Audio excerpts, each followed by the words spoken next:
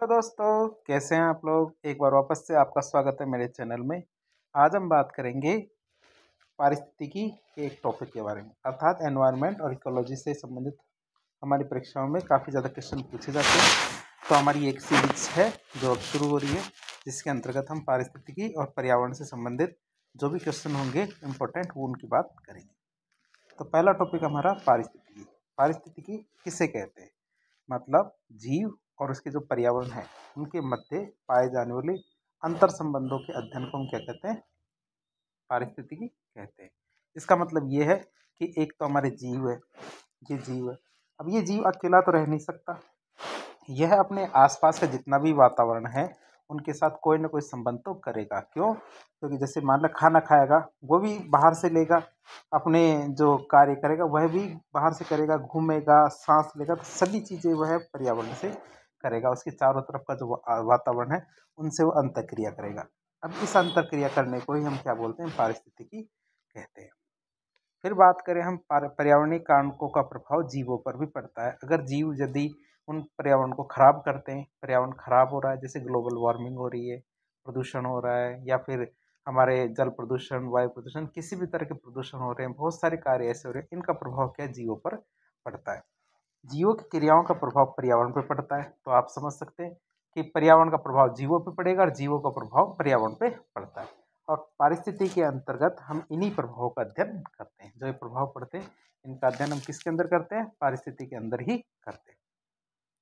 अब जो पारिस्थितिकी इकोलॉजी शब्द है, ये सबसे पहले प्रयोग किसने किया था? ये रिटर ने किया था। रिटर नाम का जो इकोलॉजिस्ट था, इसके द्वारा सबसे पहले इकोलॉजी या पारिस्थितिकी शब्द का प्रयोग किया गया। और अर्नेस्ट हेकल की बात करें तो इसने सबसे पहले इकोलॉजी को परिभाषित किया था। तो आप ये दोनों नाम याद रखेंगे कि सबसे पहले रिटर का, तो रिटर ने तो इकोलॉजी शब्द दिया था, लेकिन अर्नेस्ट हेकल ने क्या किया? इकोलॉजी शब्द की परिभाषा दी थी। और उन्होंने क्या परिभाषा दी? कि यह जीव और बाहरी कारकों के मध्य पारस्परिक संबंध है। तो इकोलॉजी के अंदर क्या किया जाता है?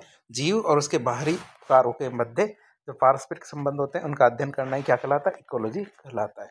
तो किसने बताया था? Ernst Haeckel. अब भारत के अंदर बात करें तो भारत में पारिस्थितिकी का अध्ययन करने का प्रारंभ किसको जाता है? इसका श्रेय जाता है प्रोफेसर रामदेव मिश्र को। एक बार ये परीक्षा में पूछा जा चुका है ये वाला सवाल कि भारत में पारिस्थितिकी का अध्ययन को प्रारंभ करने का श्रेय किसको दिया जाता है? प्रोफेसर रामदेव मिश्र को। या फिर हमारे भारत में पारिस्थितिकी के जनक कौन है? पारिस्थितिकी अध्ययन के जनक कौन है? हमारे प्रोफेसर रामदेव मिश्र। अब बात करते हैं हम पढ़ते क्या है इसके अंदर। हमारे इसके अंदर सबसे छोटी इकाई होती है जीव। पारिस्थितिकी के अंदर सबसे छोटी इकाई क्या होती है? जीव होती है। बहुत सारे जीव मिलकर क्या बनाते हैं? समष्टि का निर्माण करते हैं। बहुत सारे जीव मिलकर क्या करते हैं? समष्टि का निर्माण करते हैं। फिर वो बहुत सारी समष्टियां मिलकर किसका निर्माण करती है? समुदाय का। समुदाय मिलकर किसका निर्माण करेंगे? पारिस्थितिकी तंत्र का। और बहुत सारे पारिस्थितिकी तंत्र जैसे जल, वायु, पेड़, तो बहुत सारे पारिस्थितिकी तंत्र किस मिलकर किसका निर्माण करेंगे? बायोम का। फिर हमारे सारे बायोम मिलकर किसका निर्माण करेंगे? जैवमंडल का। तो एक क्रम है जो आपको पता होना चाहिए कि जैवमंडल का क्या क्या क्रम है, और इसकी सबसे छोटी इकाई कौन सी है? हमारी जीव। क्योंकि ये तो आप भी समझते हैं, जीव नहीं होगा तो फिर हम पढ़ेंगे कैसे। अब बात करें जैसे जैसे कॉम्प्लेक्सिटी और साइज की बात करेंगे तो ये कॉम्प्लेक्सिटी बढ़ती जाएगी। जैसे जीव से यदि आप आगे बढ़ते जाएंगे, जैसे जैसे जीव से आप आगे बढ़ते जाएंगे, इनकी साइज भी बढ़ती जाएगी, साथ ही साथ इनकी कॉम्प्लेक्सिटी भी बढ़ती जाएगी, अर्थात इनकी जो मिश्रण है वो बढ़ता ही जाएगा। तो इस पर हम आगे देखते हैं। सबसे पहले हम बात करते हैं जीव। जीव क्या होता है? जीव की हम बात करें क्योंकि सबसे छोटी इकाई है। जीव का मतलब क्या होता है? एक इंडिविजुअल जीव। पारिस्थितिक अध्ययन की इकाई को हम क्या बोलते हैं? जीव कहते हैं। जो क्या छोटा, बड़ा, एक कोशिकीय, बहुकोशीय हो सकता है। क्या जीव कैसा हो सकता है? छोटा भी जीव हो सकता है, बड़ा भी हो सकता है, साथ ही साथ एक कोशिकीय भी हो सकता है, और हमारी तरह बहुकोशिकीय भी हो सकता है। लेकिन इसकी खास बात ये होती है, जीवों का क्या होता है? एक निश्चित जीवन चक्र होता है, अर्थात वो जन्म लेते हैं और मरते हैं। अर्थात जो नहीं मरता वो कभी जीव नहीं हो सकता। तो ये हमने देख लिया जीव क्या होते हैं? इंडिविजुअल होते हैं। फिर अब बात करते हैं समष्टि की। समष्टि या पॉपुलेशन। किसी निश्चित क्षेत्र में एक ही प्रजाति के जीवों की कुल संख्या को हम क्या कहते हैं? समष्टि। और अंग्रेजी में क्या कहते हैं? पॉपुलेशन। मतलब एक निश्चित जगह है, जगह के अंदर जो एक ही प्रजाति के लोग रहते हैं, जीव रहते हैं, चाहे हम मनुष्य मान लो, चाहे जीव जंतु मान लो। जैसे हम टाइगर रिजर्व की बात करते हैं तो टाइगर रिजर्व में हम टाइगर को रिजर्व करते हैं, एलिफेंट रिजर्व में एलिफेंट को जो रैनोसिरोस, तो रैनो प्रोजेक्ट के अंदर रैनो प्रोटेक्ट करते हैं, गोडाउन प्रोजेक्ट के अंदर गोडाउन को। तो इस तरह के एक निश्चित क्षेत्र में एक ही प्रजाति के जो जीव होते हैं उनकी जो कुछ समष्टि होती है, समष्टि मतलब पॉपुलेशन, वही कहलाएगी। किसी एक प्रजाति अथवा प्रजाति विशेष के एक सदस्य को उसके पर्यावरण के साथ संबंधों का अध्ययन करना स्वपारिस्थिति कहलाता है। मतलब एक ही प्रजाति का हम क्या करेंगे, उसके पर्यावरण से अध्ययन करेंगे, तो उसे स्वपारिस्थिति कहेंगे। क्या कहेंगे? स्वपारिस्थिति कहेंगे कि वो प्रजाति क्या करती है, उसके पर्यावरण से अध्ययन करती है, वो अंतर संबंध करती है, और उन संबंधों का अध्ययन करेंगे तो उसे क्या कहेंगे? स्वपारिस्थिति। किसी जीव की समष्टि जो किसी निश्चित स्थान पर रहती है, अर्थात समष्टि की बात कर रहे हैं तो समष्टि क्या होती है? एक निश्चित जगह पे रहती है। दो स्थानीय जनसंख्या जो एका के सदस्यों के द्वारा परस्पर संबंधित रहती है। तो ऐसे करके हम समष्टि के बारे में बात कर रहे हैं। समष्टि में बहुत सारी चीजें हो सकती है। भिन्न भिन्न स्थानों पर मिलने वाली एक ही जाति के जीवों का समूह आपस में सिस्टर पॉपुलेशन कहलाता है। अब ये तो आप समझ सकते हैं कि भिन्न साफ साफ कि भिन्न भिन्न स्थानों पर मिलने वाले एक ही जाति के समूह को आपस में सिस्टर पॉपुलेशन कहते हैं। जैसे अफ्रीका के अंदर भी लोग रहते हैं, मनुष्य रहते हैं। वैसे ही जैसे जब एशिया में रहते हैं, वैसे ही जैसे टाइगर है, टाइगर अफ्रीका में भी है, इंडिया में भी है, और अन्य देशों में भी है। तो जब एक ही जनसंख्या जीव के समूह अलग अलग जगहों पे मिलते हैं तो आपस, तो वो क्या कहलाते हैं? सिस्टर पॉपुलेशंस कहलाते हैं। कई बार परीक्षा में पूछ लिया जाए आपसे सिस्टर पॉपुलेशन कहेंगे तो आप बता सकते हैं। अब बात करेंगे जीवों का यह समूह क्या करते हैं जिसकी संरचना, व्यवहार और आनुवंशिक बनावट समान होती है। क्या? कि जिनकी क्या होनी चाहिए? जिनकी संरचना भी एक जैसी होनी चाहिए, व्यवहार भी एक जैसा होना चाहिए, आनुवंशिक बनावट भी एक जैसी होनी चाहिए। जैसे चीता है, चीता जो अफ्रीका के अंदर मिलता है, भारत के अंदर मिलता है, और बहुत सारे देश है जैसे हमारे साउथ एशियन कंट्रीज है, वहाँ पे चीता मिलता है। तो चीता को जब हम देखते हैं तो इनकी सब चीज़ें सेम होती हैं, उनका संरचना दिखने में भी एक जैसे होते हैं, व्यवहार भी एक जैसा होता है, आनुवंशिक बनावट भी एक जैसी होती है। जैसे धब्बे हैं तो धब्बे मिलेंगे, और परस्पर प्रजनन के द्वारा अपनी जैसी संतति पैदा करने के सक्षम होते हैं। जैसे हमारे मोदी जी के द्वारा 8 चीताओं को नामीबिया से लाया गया था, तो ये भारत में आने के बाद आपस में प्रजनन भी करते हैं। साथ ही साथ ये क्या है, यहाँ के जो वातावरण है उसमें भी आसानी से घुल मिल गए। तो यह सब क्या कहलाती है? हमारी प्रजाति कहलाती है।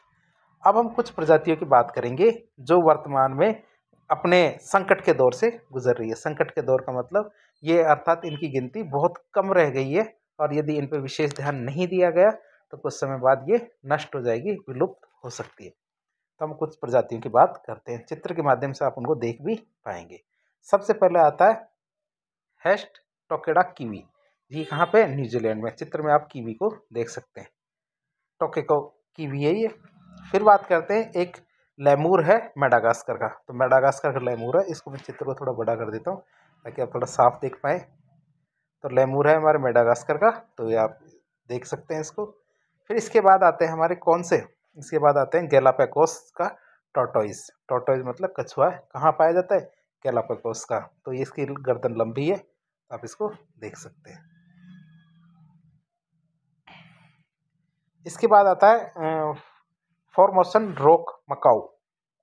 तो आप ये देख सकते हैं, ये भी क्या कुछ समय बाद विलुप्त हो जाएगा। फिर बात करते हैं सेंटा क्रूज कंगारू रेट। कौन सा? सेंटा क्रूज कंगारू रेट है, ये कहाँ पाया जाता है? यूएसए के अंदर।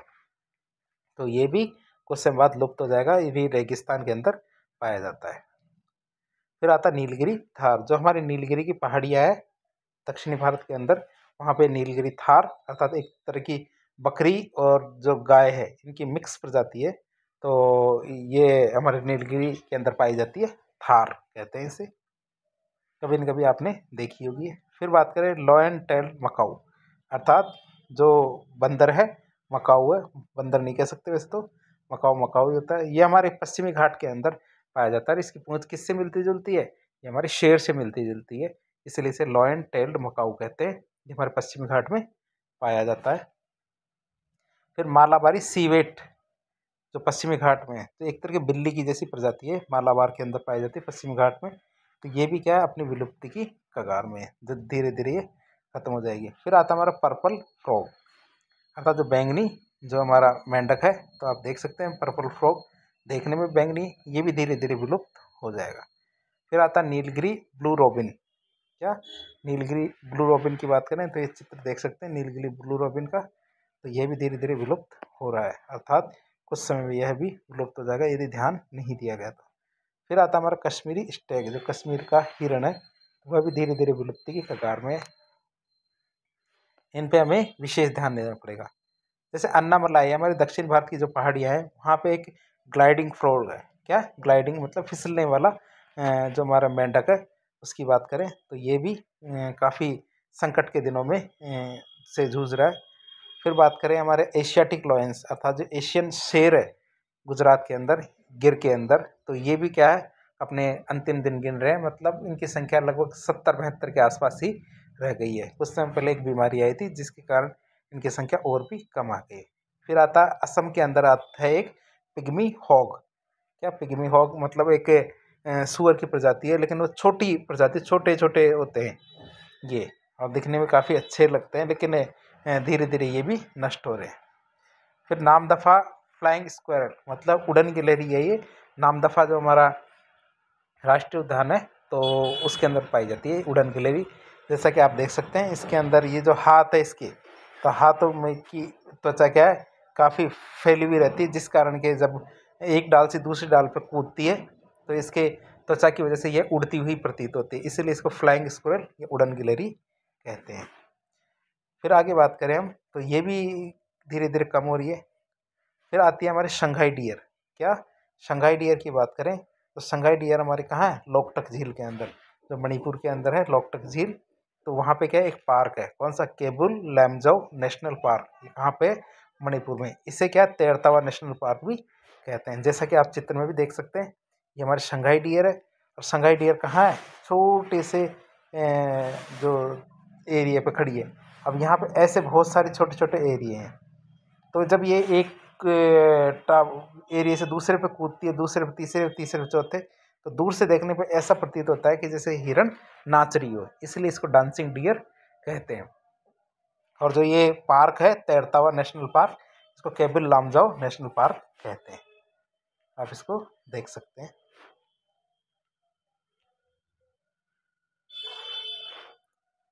फिर आता है हमारे अगला आता है टाइगर टोड। टाइगर टोड का मतलब है एक मेंढक है टाइगर टोड, ये महाराष्ट्र के अंदर पाया जाता है।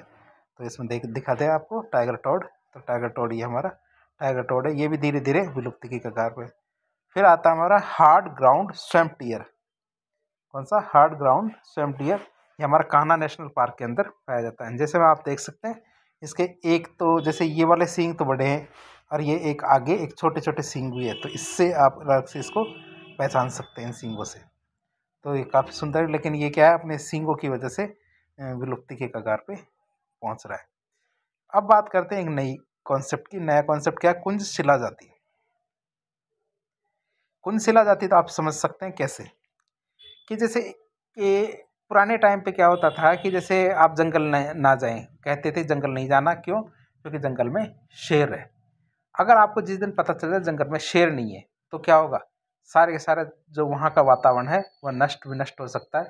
केवल एक ये पहचान होती है किसी किसी एरिया की, जो क्या है कि उस एरिया के बारे में बताती है। वह जाति क्या कहलाती है, वहाँ की कुंजशिला जाति कहलाती है।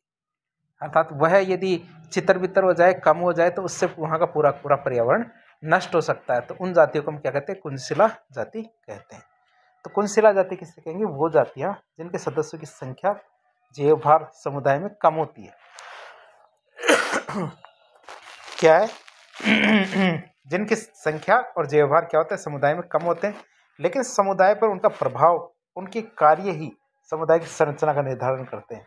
अर्थात गिनती में तो कम होते हैं, जैसे जंगल में शेर कितने होते हैं, जंगल में शेर 1 या 2 होते हैं, लेकिन वही डिसाइड करता है कौन जिएगा, कौन मरेगा, कौन कितने दिन जिएगा।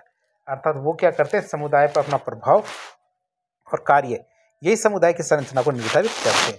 जैसे कि हमारे जंगल में शेर होते हैं, रेगिस्तान में कंगारू चूहा होता है, ये डिसाइड करेगा कि कौन सी वनस्पति उगेगी और कौन सी वनस्पति नहीं उगेगी। उष्ण कटिबंधीय वनों में जो पेड़ पौधे होते हैं वो, अब ये हमारे एक आता है कीस्टोन प्रजाति, या फिर जिसको हमने देखा था ना कुंजशिला जाति। कुंजशिला जाति को अंग्रेजी में कीस्टोन स्पीसीज कहते हैं। क्या कहते हैं, कीस्टोन स्पीसीज कहते हैं अंग्रेजी के अंदर। ये सी ओटर है, ये चित्र आप जिसको देख रहे हैं सी ओटर है। यह डिसाइड करता है कौन सी मछलियाँ पानी के अंदर रहेगी और कौन सी मछलियाँ नहीं रहेगी। अगर ये नष्ट हो जाएगा तो इससे क्या है, जो अलग दूसरी मछलियाँ होती है जो पर्यावरण को नुकसान पहुंचा सकती है, वो भी पर्यावरण में आ जाती है। तो सी ओटर भी एक तरह का कीस्टोन स्पीसीज है, जिसको कुंजशिला जाति भी कहते हैं। एक जो भेड़िया होता है, ये भेड़िया, इस उदाहरण को आप याद रखेंगे, कीस्टोन स्पीसीज में एक भेड़िया होता है जिसको वॉल्फ कहते हैं। ये हमारा अमेरिका के अंदर येलोस्टोन नेशनल पार्क है, उसकी कीस्टोन स्पीसीज है, इसको भी आप याद रखना। और भी बहुत सारी की स्पीसीज है, कौन कौन सी, जैसे फिग होता है, फिग कीस्टोन स्पीसीज है, हाँ, ट्रॉपिकल रेन फॉरेस्ट के अंदर। बीज कीस्टोन स्पीसीज होती है, लॉयन होता है, African elephant, kangaroo rat, beaver. Beaver तो आपने देखा होगा, ये बीवर है, जैसे आपने, ये बीवर है, चित्र को मैं थोड़ा बड़ा कर देता हूँ। यदि आपने नार्निया मूवी देखी है तो नार्निया मूवी के अंदर बीवर का काफ़ी अच्छा रोल था। तो ये बीवर है, ये बीवर है, ये बीवर है, तो ये सारे बीवर, ये छोटा सा यहाँ पे बीवर है। तो ये क्या है, अपने यहाँ से कुछ खाना लेके आता है और यहाँ लाके और फिर खाता है। तो बीवर है, ये थोड़ा छुप के रहते हैं, लेकिन ये कीस्टोन स्पीसीज है। बीवर भी क्या होता है, कीस्टोन स्पीसीज होता है। तो आप इसको देख सकते हैं। एक जैसे पैरी डॉग है, पैरी डॉग है, हमिंग बर्ड है, तो ये हमारी की स्पीसीज है। तो इनके क्या है, इनकी क्या संख्या तो कम होती है, पर्यावरण में क्या होती है, संख्या तो कम होती है, लेकिन यही डिसाइड करते हैं पूरे पूरे पर्यावरण की, कि पर्यावरण कैसा होगा और कैसा नहीं होगा। तो ये हमारा पहला वीडियो था जिसके अंदर हमने पर्यावरण का एक बेसिक परिचय देखा। बेसिक परिचय के अंदर हमने बहुत सारी चीज़ें जानने की कोशिश की। अब अगले वीडियो के अंदर हम इसको आगे देखेंगे। तो आज के लिए इतना ही। इस प्रकार की इन्फॉर्मेटिव वीडियो देखने के लिए हमारे चैनल से जुड़े। वीडियो पसंद आता तो वीडियो को लाइक करें, चैनल को सब्सक्राइब करें, अपने दोस्तों के साथ शेयर करें। धन्यवाद।